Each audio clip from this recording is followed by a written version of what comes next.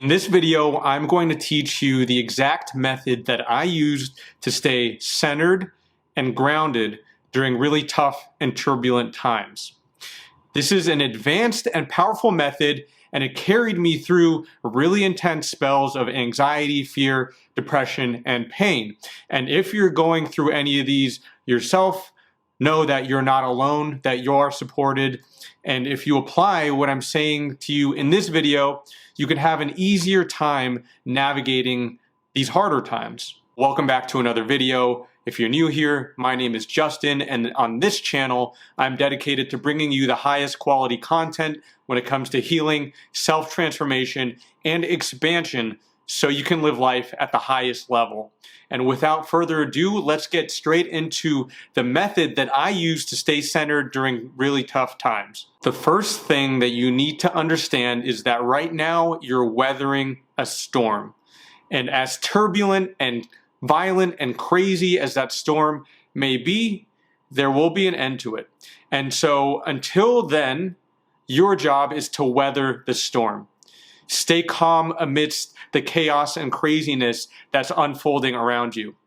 And how you do this is understanding that you are not the storm. You are experiencing a storm, and even though it might seem like sometimes you are the storm, you are the calm, clear, blue sky behind the storm. And no matter what comes in, clouds, rain clouds, lightning, thunder, there's always a blue sky behind the storm.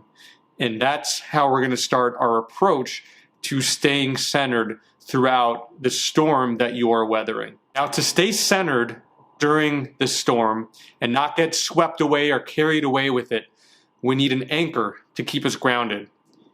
And the anchor, the most powerful one that you can use, is your breath. Your breath is going to be your anchor throughout all this and really throughout life, even the easy times. And this is the most important tool that you have at your disposal. And oftentimes when the storm is turbulent, the only thing you have access to is your breath. It's what's going to calm you down. It's what's going to bring you back to your center. It's nothing that you need to do out there. It's all internal. And it's getting used to practicing your breath, practicing calming breaths, and we'll get to that in just a second. I'm not going to get super deep on different types of breath work. There's plenty of videos out there, and if you want me to create one, let me know in the comments below. I can do that. But the basic idea is that you want to do really slow, deep belly breaths. And what that means is most of us are used to breathing as shallow as our chest and rapidly. And so we don't even do the full breath. It just makes its way to our chest and back up. And when we do that, we're signaling to our body that we're in a state of survival. Now, when we do our full, deep, long inhale and exhale all the way down to our belly, what we're doing then is signaling to our body that we're safe. And so how you do this, it doesn't matter how long you could do it, but do it as long as you can, is you want to breathe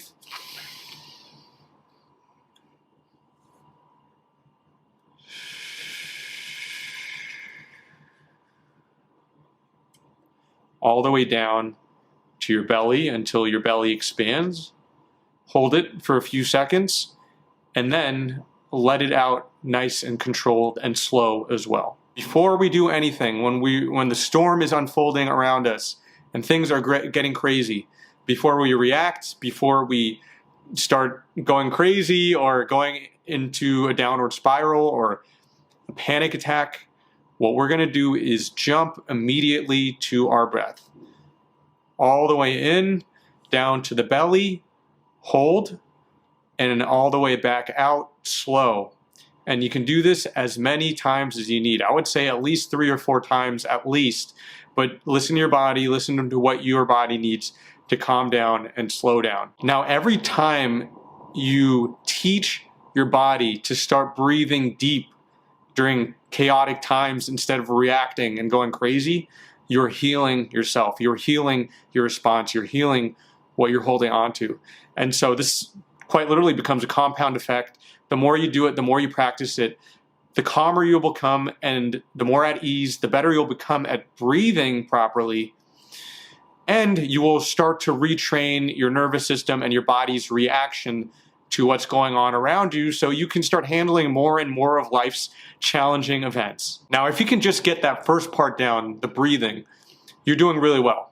You're doing great. And if you don't need anything more than that at this point, then great. Just keep going back to your breathing. But if you feel like you can take it to the next level, now I'm going to teach you what I do after I really calm down and get into my deep belly breaths. The next step to take is I want you to think of who you want to be during these times. What kind of person do you aspire to be like during the tough and turbulent times? And that's what I love so much about this method that I'm teaching. Not a lot of other people talk about this is, yeah, we have goals of who we want to be during easy times and when we're inspired, but we don't have goals of who we want to be when times get tough.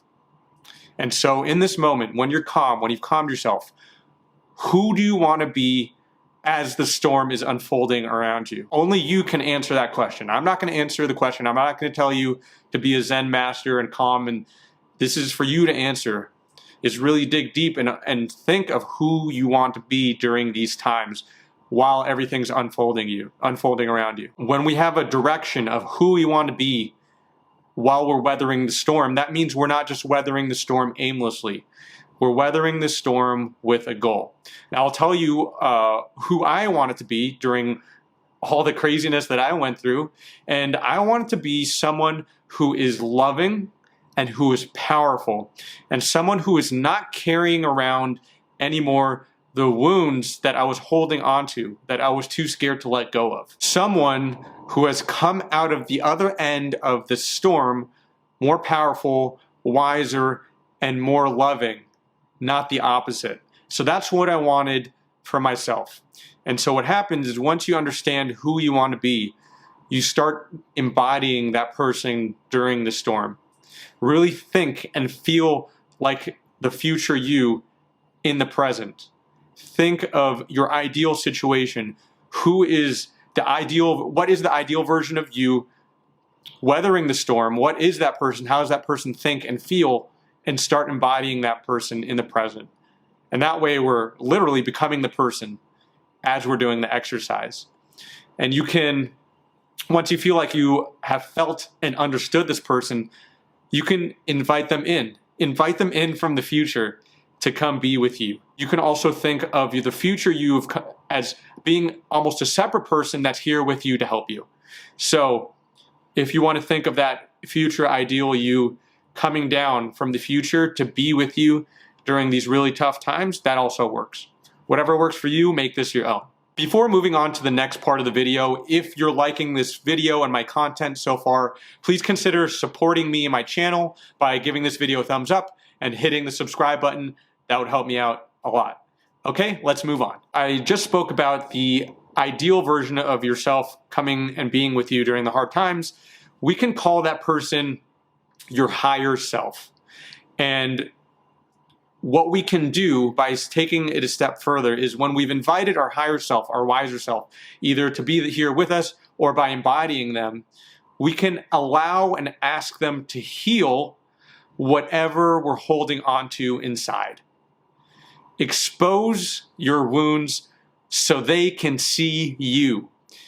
Allow them to hold your hand through it. Allow them to shine their healing light on you.